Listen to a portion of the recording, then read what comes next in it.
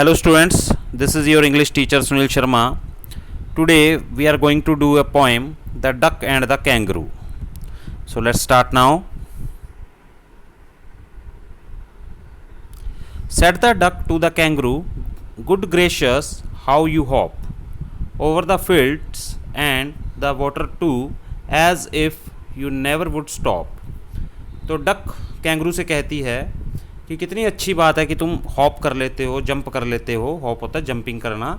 Over the fields and the water too, खेतों में भी, फील्ड्स के अंदर भी और वाटर के अंदर, वाटर के ऊपर भी। As if you never would stop, और ऐसा लगता है कि तुम कभी नहीं रुकने वाले। My life is a bore in this नेस्टी pond.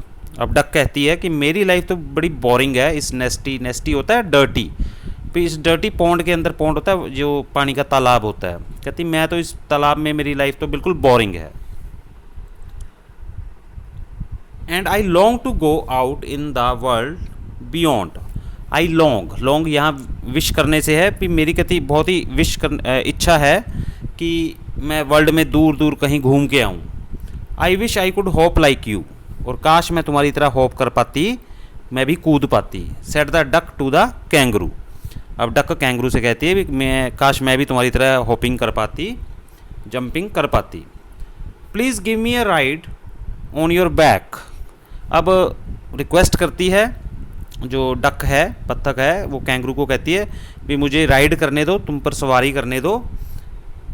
I would sit quite still and से नथिंग बट क्वैक, और मैं बिल्कुल चुपचाप से बैठी रहूँगी और कुछ भी नहीं कहूँगी, बस सिवाय क्वैक करने के, जैसे कि डक करती होती हैं। The whole of the long day through, and we would go to the D and the jelly बोली। अब कहती है डक जो है वो कहती है हम मतलब सारा दिन घूमेंगे और हम डी चलेंगे, ये डी प्लेस के नाम है, डी एंड जेली बोली ये प्लेसेस के नाम है। कहती वहाँ घूमेंगे। Over the land and over the sea, हम ज़मीन पे और समुद्र में। Please take me on a ride, कहती हम ज़मीन पर भी घूमेंगे, समुद्र में भी जाएंगे, प्लीज़ मुझे राइड करने दो, सवारी करने दो। और do said the duck to the kangaroo.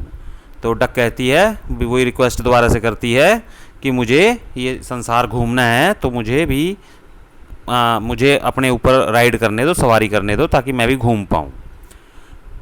Set the kangaroo to the duck. Now kangaroo is saying something to the duck. अब कैंगरू बोल रहा है, देखो डक से, this requires a little reflection, perhaps on the whole it might bring me luck, and there seems but one objection, which is if you will let me speak so bold. अब kangaroo क्या कहता है, कहता है शायद तुम्हारा बैठना मेरे लिए लक ले आए, भी अच्छा हो, मेरे लिए भी अच्छा हो, पर मेरे को एक ऑब्जेक्शन है, मेरे को एक प्रॉब्लम है। वो क्या है? कहता है if you will let me speak so bold, अगर तुम मुझे खुलकर बोलने दो तो मैं तुम्हें बताता हूँ कि मुझे क्या प्रॉब्लम है अगर मैं तुमको राइड करने देता हूँ। Your feet are unpleasantly wet and cold. कहता तुम्हारे पाँव है ना, ये बड़े ठंडे हैं और गीले रहते हैं, क्योंकि डक पानी में रहती है। And would probably give me the rheumatism. Rheumatism here क्या है? एक डिजीज़ है, बीमारी होती है। Said the kangaroo. कहता बस मुझे ये डर है कि कहीं तुम्हारे बैठने से और गीले और जो तुम्हारे जो ठंडे पाँव होंगे वो मेरे लगेंगे, तो उससे मेरे को रूमैटिज यानी वो ठंड से वो बीमारी ना हो जाए, मुझे बस ये एक डर है। This is the problem I feel. Said the duck as I sat on the rocks, I have thought over that completely, and I bought 4 pairs of worsted socks which fit my web feet neatly. अब duck क्या कहती है? As I sat on the rock, कहती जब मैं चट्टान पे, rock होती है चट्टान, कहती जब मैं बैठी थी वहाँ पे तो मैंने इस पे I have thought, मैंने सोच लिया था completely इस बारे में भी। And I bought 4 pairs of worsted socks, कहती और मैंने खरीद लिए हैं 4 पेयर जो सॉक्स ले लिए, वूलन सॉक्स ले लिए। worsted socks का मतलब है वूलन, जो सर्दी से बचाने के लिए। Which fit my web feet neatly, जो कि मेरे वेब फीट में, वेब फीट ये जो वाटर बर्ड्स होते हैं इनके पैरों के लिए जो वर्ड यूज़ किया जाता है, इसको वेब फीट, इस वेब फीट यूज़ करते हैं। तो कहती उससे मेरे पाँव गर्म रहेंगे। And to keep out the cold I have bought a cloak, और ठंड से बचने के लिए मैंने क्लॉक यानी कि ओढ़ने के लिए होता है, जिसके समटाइम्स हुड भी होती है साथ में, जो सिर पे भी कवर हो जाती है। तो कहती मैंने भी बॉडी को कवर करने के लिए वो भी ख़रीद लिया है।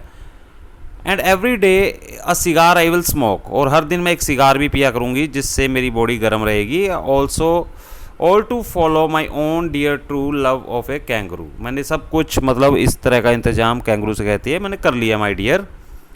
Said the kangaroo I am ready, अब कैंगरू जो है वो कहता है ठीक है फिर मैं तैयार हूँ। All in the moonlight pale, moonlight pale यानी कि जब आपको पता है जब मून निकला हो एक येलोइश एक ब्राइटनेस होती है उस time.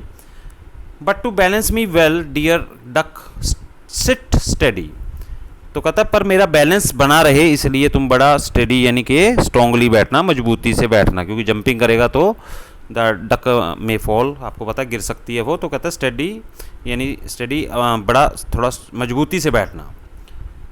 And quite at the end of my tail, और मेरी टेल के बिल्कुल लास्ट पॉइंट पे बैठना। So away they went with the hop and bound, और वो बड़ी खुशी के साथ फिर वो निकल पड़ते हैं अपनी जर्नी पे। And they hop the whole world 3 times round, और वो 3 बार मतलब वो पूरा वर्ल्ड घूमते हैं। And who so happy, O who कौन ज़्यादा खुश है, as the duck and the kangaroo, तो ऑफ कोर्स कौन ज़्यादा खुश होगा, डक ज़्यादा खुश होगी, क्योंकि विश किसकी थी घूमने की, डक की। सो एडवर्ड लियर, ये एडवर्ड लियर हैं, ये पोइट हैं। So students it is very much important to learn the name of the poem and the poet both, because it gives you marks in your exam, as you know that one stanza is given, okay, of 5 marks. Okay, I hope you understand the poem. See you in next video. Till then, bye bye.